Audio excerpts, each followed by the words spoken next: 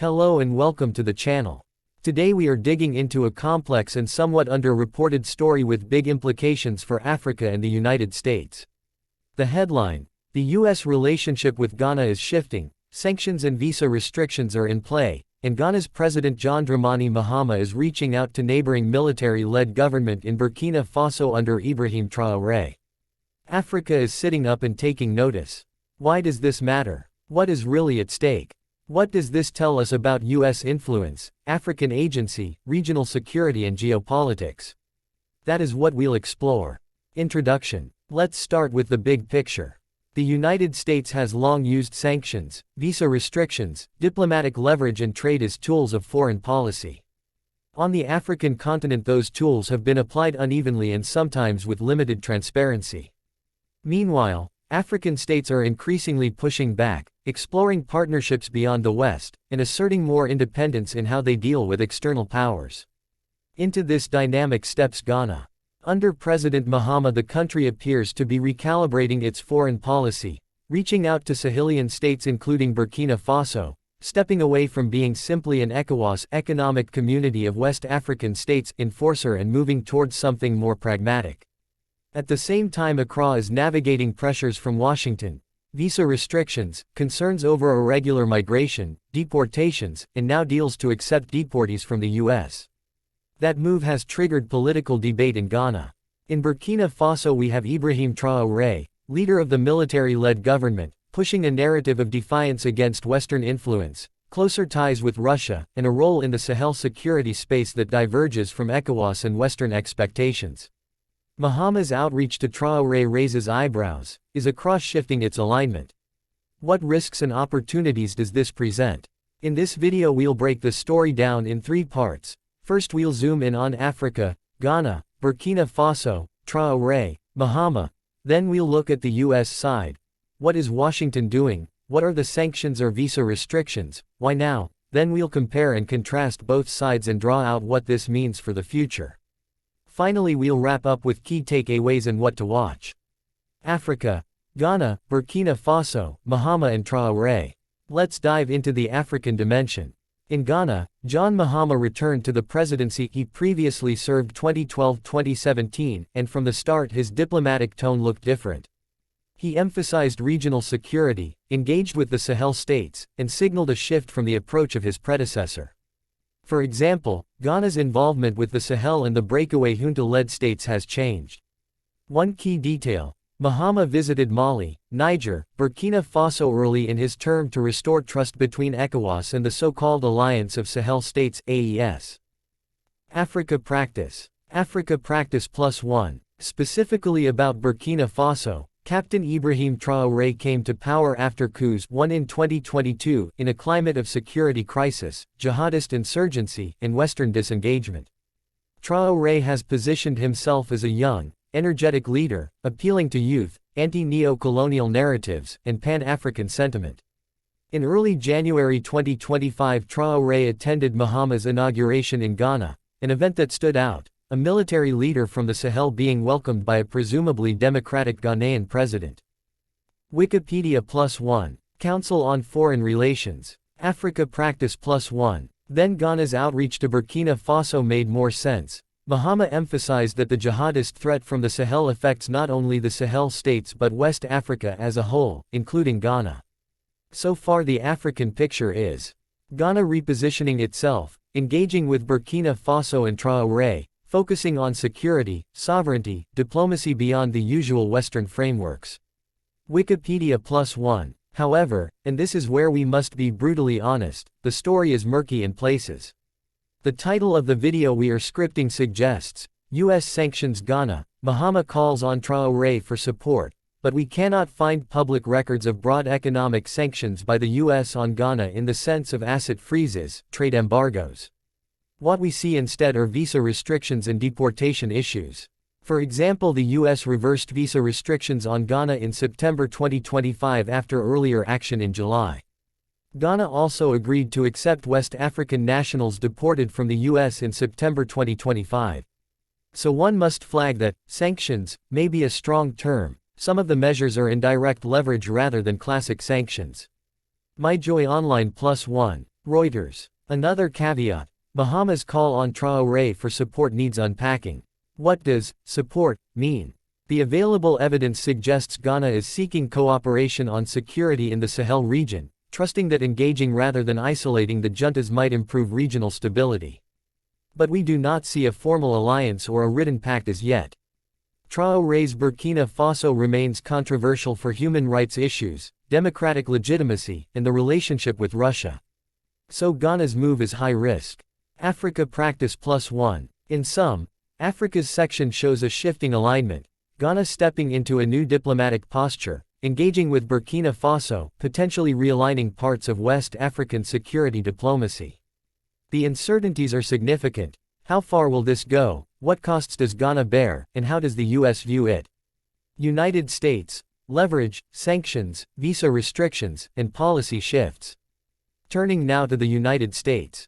Washington has multiple tools it uses to exert influence: economic sanctions, asset freezes, trade restrictions, visa restrictions targeting individuals, or countrywide diplomatic pressure, multilateral frameworks. The webpage of the U.S. Treasury's Office of Foreign Assets Control (OFAC) lists many sanctions programs globally. In the Ghana case, we see that the U.S. in 2024 announced visa restrictions for individuals undermining democracy in Ghana. That was meant to be targeted, not against Ghana overall, according to the U.S. statement. OFAC. AP News +1. Reuters. In 2025 we see that the U.S. imposed visa restrictions on Ghana, 3-month single-entry visas, and then by late September reversed them, restoring 5-year multiple-entry visas. The reversal came after diplomatic engagement in Ghana's agreement to accept deportees. The timing suggests a connection. MyJoy Online +1. Beyond visas, the U.S. asked some African countries to accept deportees, third-country nationals removed from the U.S. This is part of a broader hardline immigration policy. Ghana publicly agreed to accept West African nationals deported from the U.S. in September 2025. That move triggered concern in Ghana's parliament over the transparency and whether this was tied to the visa reversal. Reuters +1. MyJoy Online +1. From the U.S. perspective we can interpret, the U.S. sees Ghana as a strategic partner in migration management, in West African stability, and might have used visa leverage to extract commitments. Ghana's outreach to Burkina Faso and the Sahel might also be of concern to the U.S. because the Sahel region is of interest: terrorism, jihadist threats, African stability, foreign influence like Russia, China. Thus the U.S. may be trying to maintain influence and prevent Ghana from drifting too far toward alternative alignments. It's also fair to ask, what does intervention mean for Ghana? The U.S. has not announced broad economic sanctions. What we see are visa restrictions and migration deportation deals. So when we talk about sanctions, it may be misleading to an audience unless clarified. The risk for Ghana is real though. Losing visa access for its citizens, trade and investment disruptions, reputational effect, being cast out of preferred partnerships. From a U.S. point of view, the strategic picture is: engage Ghana as a regional player, ensure Ghana remains aligned with U.S. Western interests rather than drifting toward Russia, China, use migration and visa policies to steer behavior, safeguard regional security in West Africa and the Sahel. Comparison and contrasts. Now let's compare and contrast the African side and the U.S. side, and highlight the tensions and trade-offs. Goals differ. Ghana under Mahama appears motivated by regional security, deeper African autonomy, working more with neighbors like Burkina Faso rather than simply defaulting to Western agendas.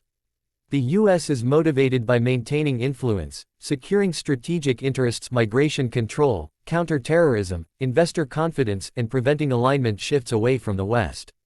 Tools differ. Ghana uses diplomatic outreach, regional alliances, security cooperation, public relations. The U.S. uses sanctions, visa restrictions, leverage over business travel, diplomatic pressure, migration deals.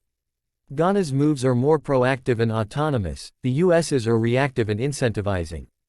Tensions exist. Ghana's engagement with Burkina Faso and the Sahel may unsettle the U.S. because Traoré's regime is not in line with Western democratic values, has human rights concerns, and is closer to Russia. If Ghana appears to legitimize Traoré, the U.S. may view that as a drift away. On the flip side, Ghana needs the US, trade, investment, travel, diaspora links.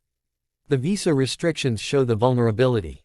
Trade-offs are real. For Ghana, reaching out to Traoré might strengthen regional security, but it may cost goodwill in Washington, reduce investment, raise risk of being labeled outside norm.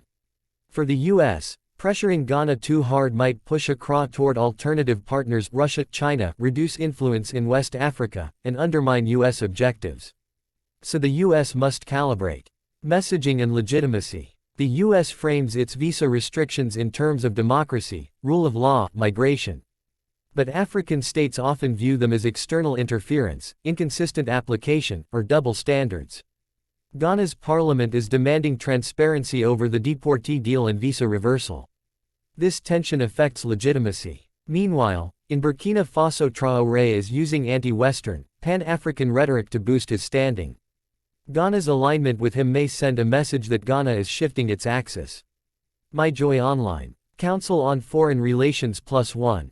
Risk environment. The Sahel region is volatile. Jihadist insurgencies, coups, humanitarian crises. Ghana's security environment is less fragile but is impacted by spillover. Ghana may see advantages in engaging Traoré for security cooperation. The US sees West Africa as a zone of strategic competition, Russia, China gaining ground.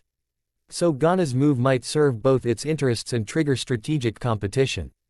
Outcome uncertainty. Neither side has guaranteed the outcome. Ghana's diplomatic maneuvering might succeed in boosting its regional role without jeopardizing US ties, or it might backfire and leave Ghana isolated or entangled with a controversial partner. The US might maintain influence or push Ghana away inadvertently.